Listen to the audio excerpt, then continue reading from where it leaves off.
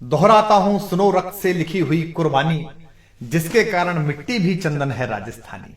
इतिहास में एक प्रसंग है कि पहली बात तो किसी के 2 घंटे की फिल्म बना देने से, किसकी एक कहानी लिख देने से, किसके कुछ अंश कर देने से जो राजस्थान का, राजपूताने का जो गौरवशाली इतिहास है, उसकी एक कण भी प्रभावित नहीं हो सकती, बशर्ते कि हम सही इतिहास पीढ़ियों को बताते रहें।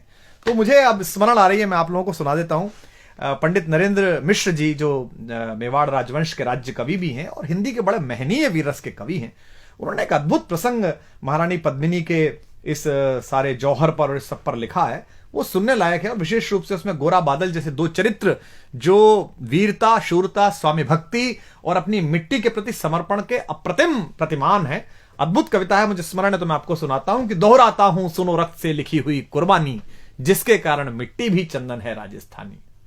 रावल रत्न सिंह को छल से कैद किया खिलजी ने।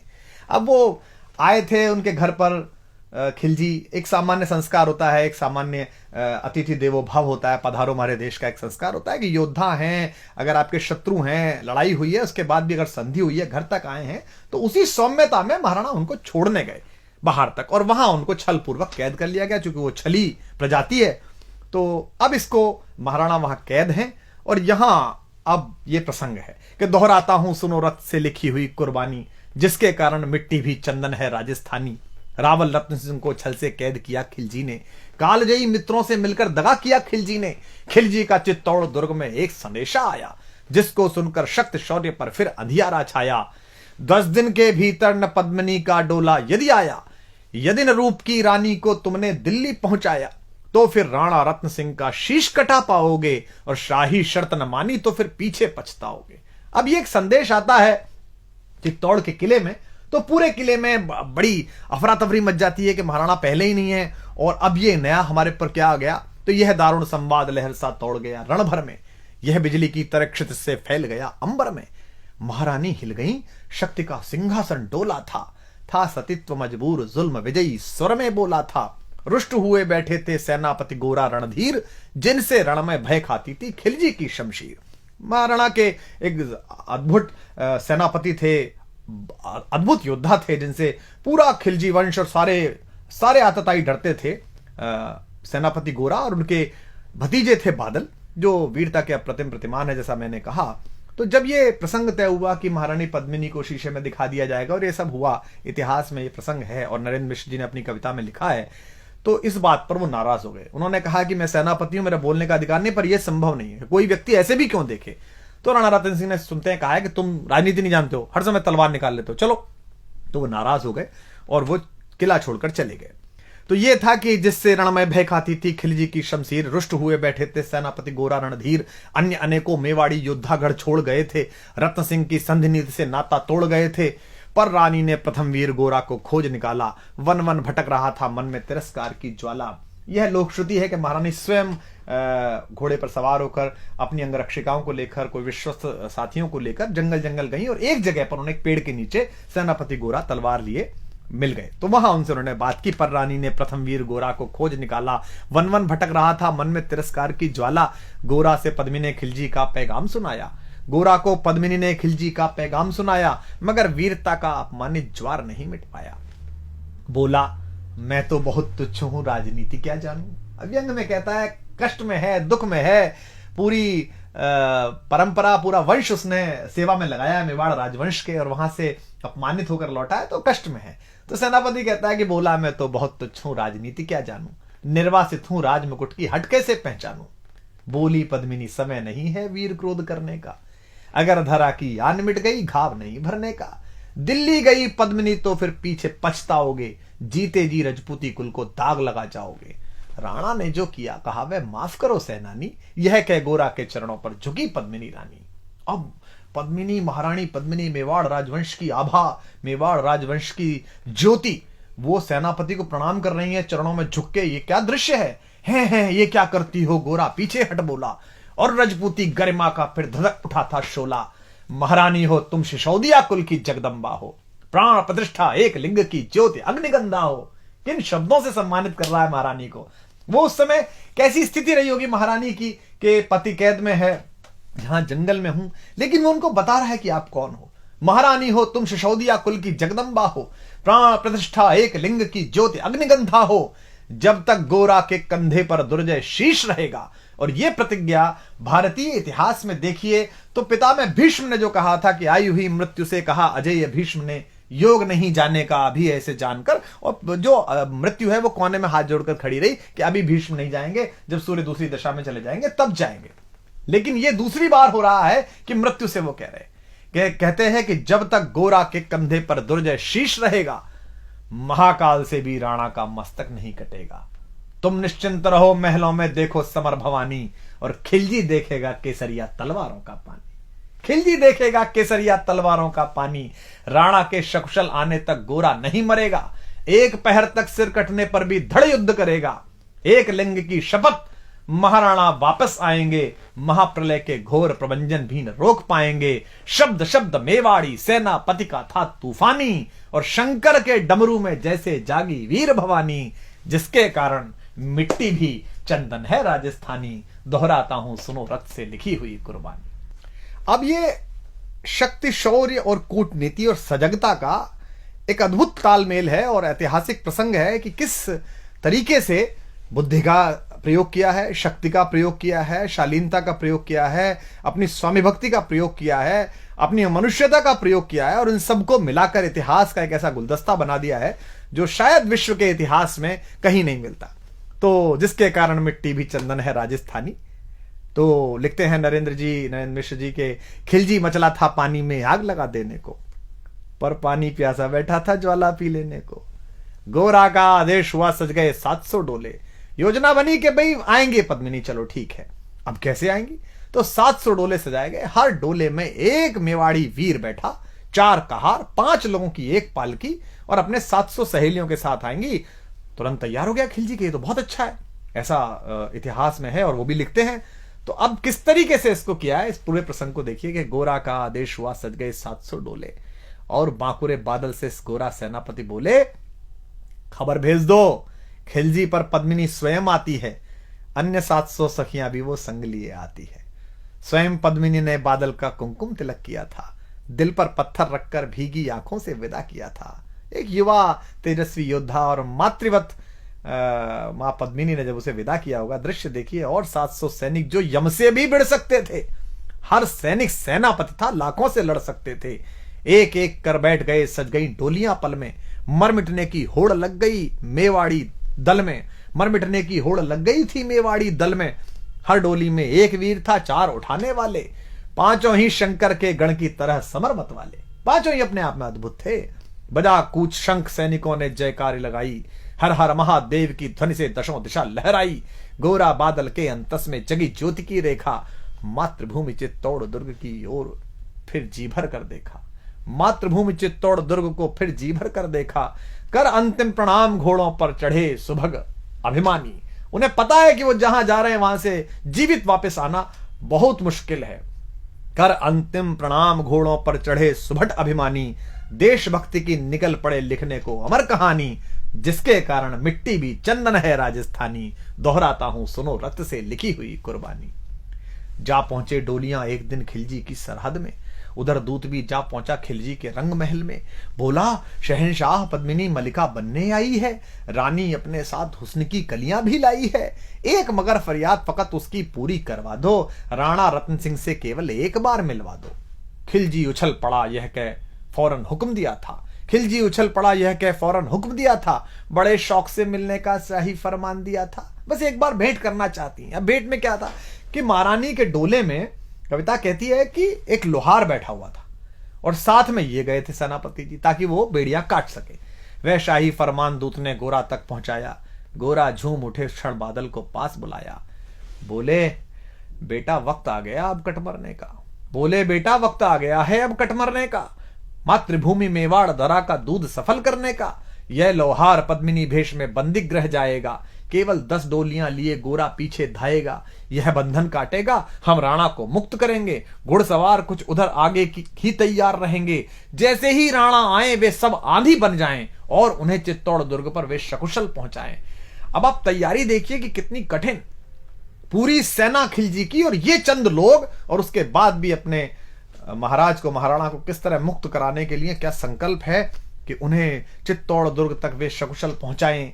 अगर भेद खुल गया वीर तो पल की देर न करना, और शाही सेना पहुंचे तो बढ़कर रण करना, और शाही सेना आ पहुंचे तो बढ़कर रण करना। राणा जाए जिधर शत्रु को उधर न बढ़ने देना, और एक यवन को भी उस पथ पर पांव न धरने देना।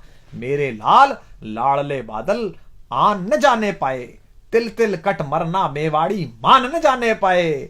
ऐसा ही कोगा काका रजपूती अमर रहेगी, बादल की मिट्टी में भी गौरव की गंध रहेगी।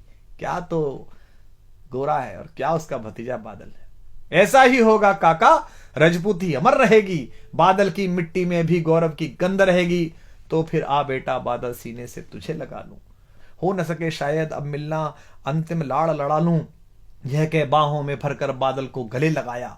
धरती कांप गई, अंबर का अंतस मन भर आया। सावधान कह पुनः बढ़े पथ पर गोरा सेनानी। ऐसा ना हो जाए कमजोर हो जाए, इसने कहा सावधान कह पुनः बढ़े पथ पर गोरा सेनानी। पहुंच लिया झट से मुड़कर बूढ़ी आंखों का पानी, पहुंच लिया झट से मुड़कर बूढ़ी आंखों का पानी। जिसके कारण मिट्टी भी चंदन है राजस्थानी, दोहराता हूं सुनो रक्त से लिखी हुई कुर्बानी। तो अब योजना का क्रियान्वयन देखिए आप कि गोरा की चातुरी चली, राणा के बंधन काटे, छांट छांट कर शाही पहरेदारों के सर काटे। लिपट गए गोरा से राणा गलती पर पछताए। क्या लगा होगा महाराणा को कि जिस सेनापति पर शंका की, जिस सेनापति को स्वीकार नहीं की उसकी बात, आज वो आपातकाल में काम आया। लिपट गए गोरा से राणा गलती पर पछताए, सेनापति की नमक हलाली देख नयन भर आए। पर खिलजी का सेनापति पहले से ही शंकित था, उसे अंदाजा था कि कुछ गड़बड़ है। ऐसे लोग नहीं है जो इतने आराम से मान जाएंगे, ये कि रानी आ रही है और उसकी सखियां आ रही हैं, उसको संकट था। पर खिलजी का सेनापति पहले से ही शंकित था, वह मेवाड़ी चट्टानी वीरों से आतंकित था। जब यह मिलन लखा समझ पद्मिनी नहीं आई है, मेवाड़ी सेना खिलजी की मौत साथ लाई है। पहले से तैयार सैन्य दल को उसने ललकारा, निकल पड़ा टिड्डी दल रण का, बजने लगा नगाड़ा। दृष्टि फिरी गोरा की मानी, राणा को समझाया, रण मतवाले को रोका, जबरन चित्तौड़ पठाया कि आप तो जाई। राणा चले तभी शाही सेना लहरा कर आई। राणा इधर चले, उधर से शाही सेना को संकेत हुआ, कह रहे हैं तो राणा को इन्होंने मुक्त करा लिया। राणा चले तभी शाही सेना लहरा कर आई। खिलजी की लाखों नंगी तलवारें पड़ी दिखाई। खिलजी ललकारा, दुश्मन को भाग न जाने देना, रत्न सिंह का शीश काटकर ही वीरो दम लेना। टूट पड़ो मेवाड़ी शेरों, बादल सिंह ललकारा, हर हर महादेव का गर्जा नववेदी जयकारा। निकल डोलियों से मेवाड़ी बिजली लगी चमकने, काली का खप्पर भरने तलवारें लगी खटकने। वही जो सब बैठ के आई थी सखियों के वेश में, जो सुबह सेनापति आए थे, जो सेना नायक आए थे, वो लड़ मरे। राणा के पथ पर शाही सेनापति तनिक बढ़ा था, पर उस पर तो गोरा हिमगिरी सा अड़ा खड़ा था। कहा जफर से, एक कदम भी आगे बढ़ न सकोगे, यदि आदेश न माना तो कुत्ते की मौत मरोगे। रत्न सिंह तो दूर, न उनकी छाया तुम्हें मिलेगी, दिल्ली की भीषण सेना की होली अभी जलेगी। यह कह महाकाल बनकर गोरा रण में हुंकारा, लगा काटने शीश समर में बही रक्त की धारा।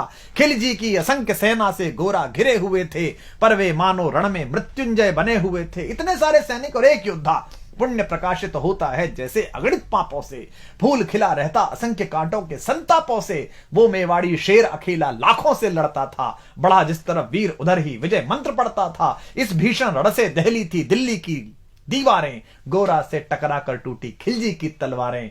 मगर कयामत देख अंत में छल से काम लिया था, गोरा की जंघा पर अरि ने छिपकर वार किया था, पैर पर तलवार मार दी। जो ही गिरे वीरवर गोरा जफर सामने आया, शीश उतार दिया धोखा देकर मन में हर्ष आया। मगर वाहरे मेवाड़ी गोरा का धड़ भी दौड़ा, किया जफर पर वार की जैसे सिर पर गिरा हथौड़ा। एक बार में ही शाही सेनापति चीर दिया था, जफर मोहम्मद को केवल धड़ ने निर्जीव किया था। शीश कट गया, उसके बाद भी सेनापति गोरा लड़ रहे हैं, उनका धड़ लड़ रहा है। हमारे बहुत बड़े कवि हैं कुमार शिव, राजस्थान में जज भी रहे। उनकी बहुत प्रसिद्ध गजल की पंक्ति है कि जब उनके शीश समरभूमि में उतरते थे, जब उनके शीश समरभूमि में उतरते थे, वे ऐसे लोग थे जिनके कबंध लड़ते थे। तो उनका कबंध, उनका धड़ लड़ रहा है। जफर मोहम्मद ज्यों ही जफर कटा, शाही सेना का साहस लर्जा। काका का धड़ लख बादल सिंह महारुद्र सा गरजा। अरे कायरो नीच बांगड़ो छल में रण करते हो, किस बूते पर जवा मर्द बनने का दम भरते हो। यह कहकर बादल उस क्षण बिजली बनकर टूटा था, मानो अंबर से धरती पर अग्निशिरा छूटा था। ज्वालामुखी फटा हो जैसे दरिया हो तूफानी, सदियों दोहराएंगी बादल की रणरंग कहानी। क्या पंडित जी ने क्या उत्तम शब्द इस्तेमाल किया है। सदियों दोहराएंगी बादल की रणरंग कहानी। अरिका भाला लगा पेट में आंतें निकल पड़ी थीं, जख्मी बादल पर लाखों तलवारें खिंची खड़ी थीं। कसकर बांध लिया आंतों को केसरिया पगड़ी से, पेट फट गया और पगड़ी उतारी और इस पर बांध ली। रंचक डिगा न वह प्रलयंकर, सम्मुख मृत्यु खड़ी से। अब बादल तूफान बन गया, शक्ति बनी फौलादी, मानो खप्पर लेकर मैं रण में लड़ती हो आजादी। उधर वीरवर गोरा का धड़ अरिदल काट रहा था, उधर वीरवर गोरा का धड़ अरिदल काट रहा था, और इधर बादल लाशों से भूतल पाट रहा था। आगे पीछे दाएं बाएं जमकर लड़ी लड़ाई, उस क्षण समर भूमि में लाखों बादल पड़े दिखाई। मगर हुआ परिणाम अंत में वही कि जो होना था, उनको तो कण कण अरियों के शोणित में धोना था। मेवाड़ी सीमा में राणा सकुशल पहुंच गए थे, गोरा बादल तिल तिल कट कर रण में खेत रहे थे। एक एक कर मिटे सभी मेवाड़ी वीर सिपाही, रत्न सिंह पर लेकिन रंचक आंच न आने पाई। गोरा बादल के शव पर भारत माता रोई थी। क्या क्या युद्ध है, क्या युद्ध है। गोरा बादल के शव पर भारत माता रोई थी, उसने अपनी दो ज्वलंत प्यारी मणियां खोई थीं। धन्य धरा मेवाड़, धन्य गोरा बादल अभिमानी, जिनके बल से रहा पद्मिनी का सतत्व अभिमानी।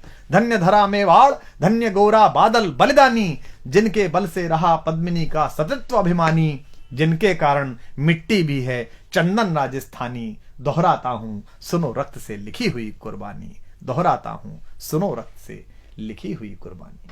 अब देखिए, रत्न सिंह पर लेकिन रंचक आंच न आने पाई। अगर आप ये प्रसंग अपनी पीढ़ियों को नहीं सुनाएंगे, अगर इस इतिहास की इस व्याख्या को आप अपनी पीढ़ियों तक नहीं पहुंचाएंगे, तो ये जो जमूरे हैं, ये जो जाहिल हैं, जिन्होंने कुछ पढ़ा नहीं है, कुछ जाना नहीं है, मिट्टी से प्रेम नहीं किया है, 19वीं माले पर बैठकर जो इस देश के इतिहास, इस देश की संस्कृति की व्याख्या करते हैं, बंबई में बैठकर या कहीं भी बैठकर, आप फिर इनसे नाराज होंगे ही नहीं। इसलिए ज्यादा आवश्यक है कि इनके प्रति ध्यान देने के बजाय आप अपनी पीढ़ी को, आने वाली पीढ़ियों को ये इतिहास सिखाएं, बलिदान सिखाएं।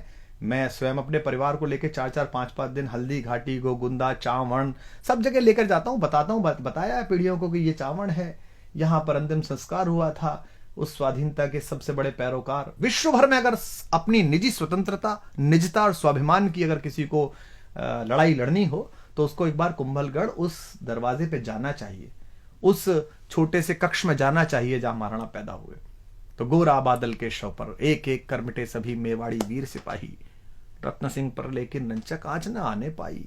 गोरा बादल के शव पर भारत माता रोई थी।